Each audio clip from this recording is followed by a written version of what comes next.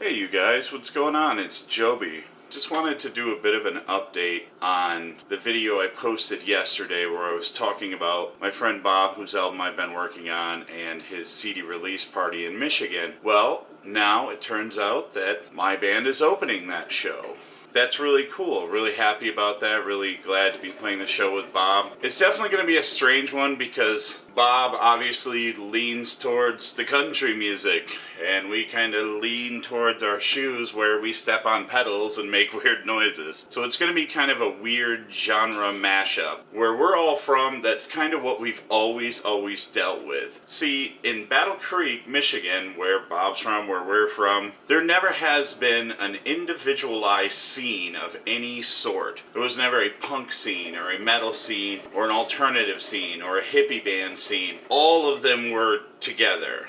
Because it's a small area, we really had no other choice but to play together. So when you would go to local shows in Battle Creek, it would not be strange to see a metal band with a complete hippie band and maybe a weird alternative band in the same night. So that's kind of our tradition anyway. December 10th at Up and Under or Boomerangs, it's either or. I think it's even called something else now, I don't know. In Kalamazoo, 711 West Michigan Avenue. And the band start at 10, doors open at 9. Make sure you are there. The other reason I wanted to make this video is because I really haven't touched on the fact that we were even still a band. I mean, you see at the end of the videos, you see the thing pop up that says, hey, check out my band.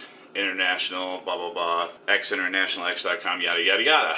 I'm sure most of the people that watch this know already, but maybe some people that don't know me personally on YouTube don't know that our bass player from our band, Pat Jeffers, passed away on August 1st of this year, and it's still extremely difficult to talk about. It's still extremely difficult for us. We loved Pat like a brother. I mean, I have been friends with him for many years. More than half of my life I've been friends with Pat Jeffers, and I miss him terribly, and we all do. But I wanted to put it out there that we almost immediately talked as a band and decided that we were going to continue to play, and that's what Pat would have wanted. And I truly personally believe that, and I think everybody else in the band also truly personally believes that Pat would have been pissed off if we stopped. He's just that kind of guy, man, and he would not have us stop doing something that we loved and hanging out. That would have bothered him. I really believe that. So we decided that we were going to find another bass player and that we would move forward. You do not move on from a friend like Pat Jeffers. You just don't. None of us ever will move on from the loss of Pat, okay?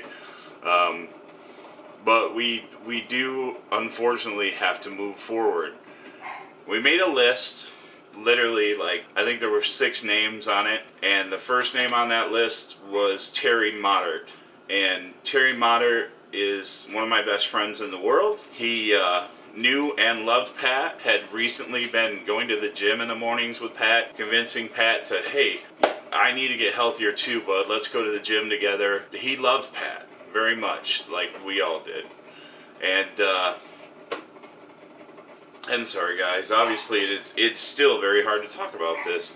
We had the list of 6 names and Terry's name was on top, and I asked Terry if he would do it, and fortunately Terry was finally in a position in life where he could say yes, and he could say, yes, I would love to do it if you let me try, because Terry hadn't played music since our last band together, Oceans of Regret, which was quite some time ago. Terry's been in the band for a couple months now, and he's doing great, and he had not really played his bass in 10 years. I guess it was kind of like a bicycle for Terry because he's just killing it.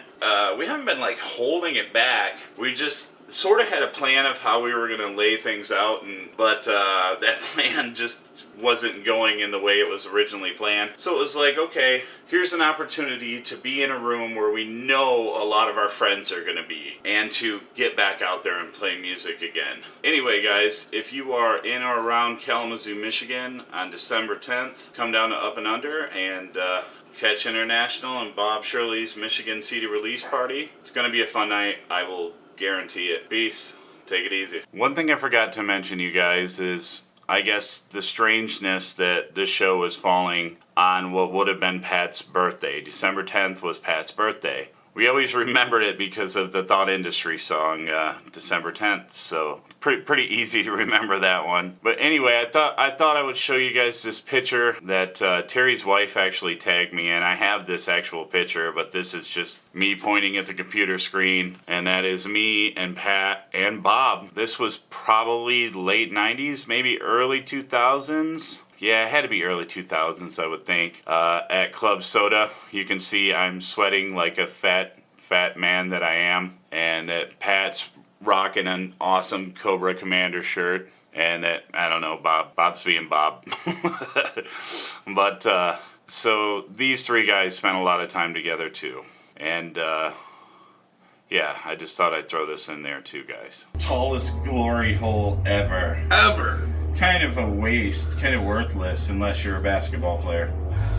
Or maybe just, you know, it is mouth height. Maybe somebody's on the other maybe side. there's someone on the other side with a ladder. Right. Shit. Damn it. That's magical.